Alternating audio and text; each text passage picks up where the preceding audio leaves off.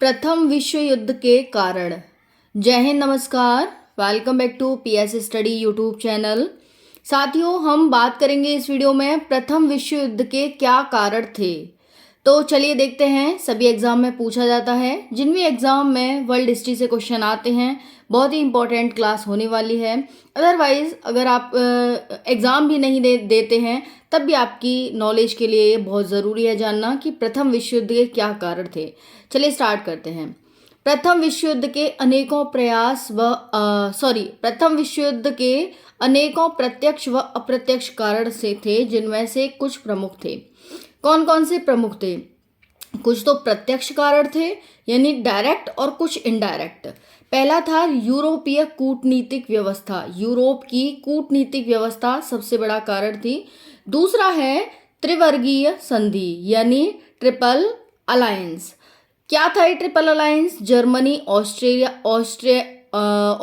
और Italy. Germany, Austria और Italy, इन तीन देशों का क्या था? गुट था। इसी को त्रिवर्गीय संधि कहा गया, ट्रिपल अलायंस कहा गया। ये धुरी राष्ट्र थे। कभी आपने धुरी राष्ट्र पढ़ा हो तो ये तीन ही देश थे उसमें, धुरी राष्ट्र में।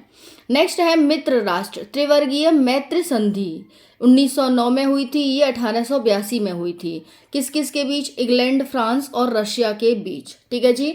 तो यहाँ पर आप देखेंगे ये थे धुरी राष्ट्र और ये थे मित्र राष्ट्र। नेक्स्ट है साम्राज्यवादी होड़पूर्ण प्रतिद्वंदिता में इटली व जर्मनी का प्रवेश। साम्राज्यवादी होड़पूर्ण, जी हाँ साथियों, होड़ लग गई थी भाई प्रतिद्वंदिता की। इटली व जर्मनी का इसमें प्रवेश हो गया। ठीक है, होड़ में ही।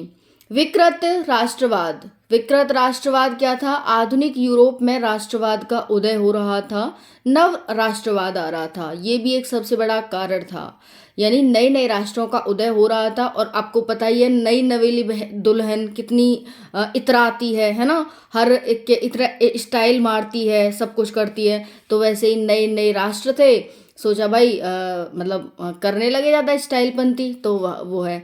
दूसरा है साम्राज्य विस्तारवादी। साम्राज्य का विस्तार करना, यानी राज्य अपने राज्य से खुश नहीं है, वो कह रहे हैं कि दूसरे का राज्य भी हमारे पास आ जाए। उपनिवेशवादी विस्तार की लालसा, उपनिवेशों का कि और भी देश हमारे अधीन हो जाएं, ये भी एक सबसे बड़ा कारण था प्रथम विश्व युद्ध होने का। नेक्स्ट है विकृत राष्ट्रवाद का उदय। विकृत राष्ट्रवाद यानी राष्ट्रवाद था वो कैसा हो गया था? विकृत। तो राष्ट्रवाद में ही कमी आ गई थी। नेक्स्ट है सैन्यवाद की महत्ता, कि भाई सैनिक बढ़ाए जाएं। सैनिक बढ़ाए जाएंगे तो ज़्यादा से ज़्यादा लड़ाई होगी, ज़्यादा से ज़्यादा लड़ाई होगी तो ज़्यादा से ज़्यादा क्षेत्र हमारा होगा। तो सैन्यवाद की महत्ता, युद्ध के माध्यम से सैनिक पदाधिकारी अनेक प्रभावों में वृद्धि करना चाहते थे। नेक्स्ट है समाचार पत्रों की भूमिका। आप सभी जानते हैं समाचार सुर्खियां थोड़ी सी फैल जाएं तो वो भी बहुत बड़ा कारण बन जाती है कि भाई चुगलखोर। देखा है आपने, एक ने बात दूसरे की दूसरे से कह दी, एक ने दूसरे की बात तीसरे से कह दी, है ना। तो यहाँ पर क्या हो गया? वही चुगलखोरी। समाचार पत्र है एक तरह से, वो सुर्खीदार खबर प्रकाशित करते हैं कि भाई देखो इटली ने रशिया पर, इसने उस पर हमला कर दिया, भाई देखो वो तो तुम्हारा दोस्त है, देखो भाई वो तो तुम्हारा दुश्मन है। ऐसे उग्र जनमत का उद्भव। उग्र जनमत का क्या हुआ? जनमत यानी जनमत थी वो भी उग्र हो गई, जिनमें राष्ट्रों के बीच प्रतिद्वंदितापूर्ण संघर्ष को जन्म दिया।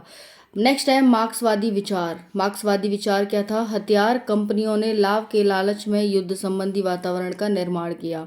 मार्क्सवादी विचार यही था कि हथियार कंपनियों ने, भाई ये था कि लड़ाई करो भाई ज़्यादा से ज़्यादा, तो उसमें क्या हुआ? हथियारों का निर्माण हुआ।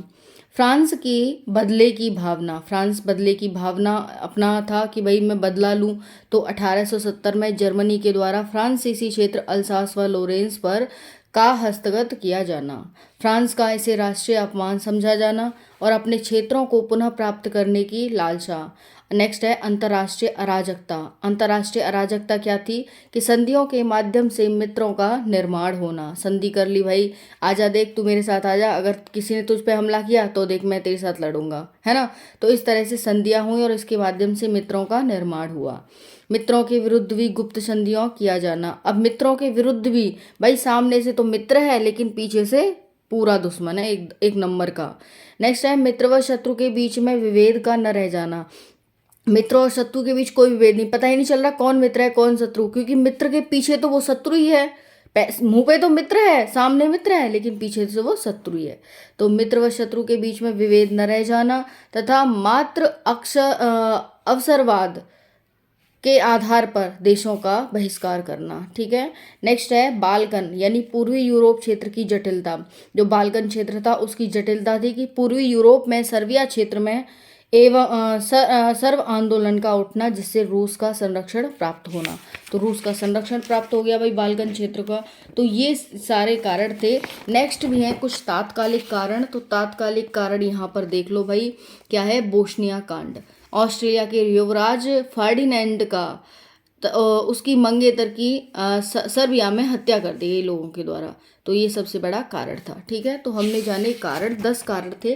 ध्यान से दोबारा से देख लेंगे। यूरोपीय कूटनीतिक व्यवस्था, त्रिवर्गीय संधि, त्रिवर्गीय मैत्री संधि, साम्राज्यवादी होड़पूर्ण प्रतिद्वंदिता में इटली व जर्मनी का प्रवेश, विकृत राष्ट्रवाद, साम्राज्य विस्तारवादी नीति, उपनिवेशवादी विस्तार, विकृत राष्ट्रवाद, सैन्यवाद की महत्ता, समाचार पत्रों की भूमिका, 7th है यहाँ पर, 6 है मार्क्सवादी विचार, 7 है फ्रांस की बदले की भावना, 8th है अंतर्राष्ट्रीय अराजकता, 9 है बाल्कन क्षेत्र की जटिलता। उसके बाद 9 के बाद देखेंगे आप 10 में क्या है, तात्कालिक कारण, जिसमें बोस्निया कांड था। ठीक है। वीडियो पसंद आए तो लाइक जरूर करके जाएं। कल हम नेक्स्ट पढ़ेंगे प्रथम विश्व युद्ध का घटनाक्रम। Thank you so much.